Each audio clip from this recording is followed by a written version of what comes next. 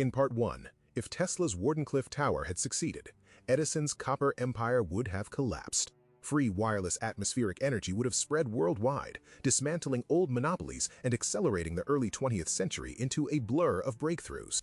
Now we discover what that future actually became. Picture the grit of Edison's world, sweating workers shoveling coal into hellish furnaces, live wires sparking deadly arcs in overcrowded stations, blackouts plunging entire districts into darkness. Contrast that, in this timeline, with the clean, humming elegance of a functional Wardenclyffe Tower, towering spires crackling with controlled lightning, silent except for a low, resonant thrum that felt almost alive. No smoke, no wires choking the landscape, just pure, boundless energy dancing through the ether. By 1910, in our story, the old monopolies would have been dismantled in spectacular fashion. If utility barons who once controlled cities had gone bankrupt or pivoted desperately, Tesla, vindicated and wealthy beyond imagination, would have become a living legend. His towers would have enabled wonders that seemed like science fiction, wireless communication on a planetary scale, radio and early television decades early, electrified farms that tripled food production, and machines that automated backbreaking labor. This limitless power would have fueled Alexander-level conquests, not through blood alone, but through sheer industrial supremacy. If nations with early tower networks had dominated trade, warfare, and exploration, navies would have sailed without refueling. Armies would have fielded electric vehicles and directed energy weapons while opponents still relied on horses and coal. In this universe, the 20th century would have accelerated into a blur of breakthroughs.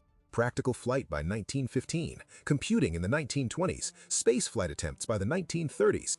Compare that to our 2026 reality. Still arguing over gas prices, building massive battery farms, and watching grids fail under demand. In the Tesla timeline, if deep space exploration had become routine, orbital shipyards powered by beamed energy would construct vessels that reach Mars in weeks.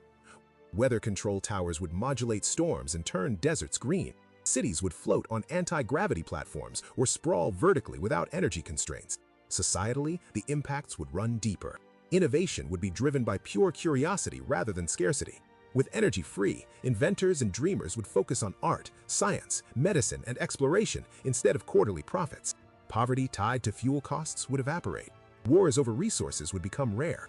Why fight for oil when the sky provides? But new conflicts would emerge.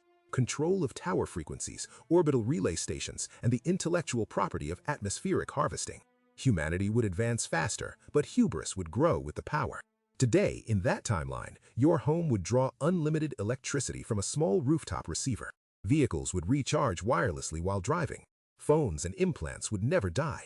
Global cooperation on megaprojects like solar shades for climate stability or lunar power relays would feel routine. The world would be brighter, faster, cleaner, and profoundly different. One visionary tower on Long Island. One genius who refused to compromise. If the wires had never won, and our lives would be unrecognizable, liberated from scarcity, propelled by boundless curiosity, forever changed by the hum of free energy. The universe didn't just give us electricity, it gave us the stars.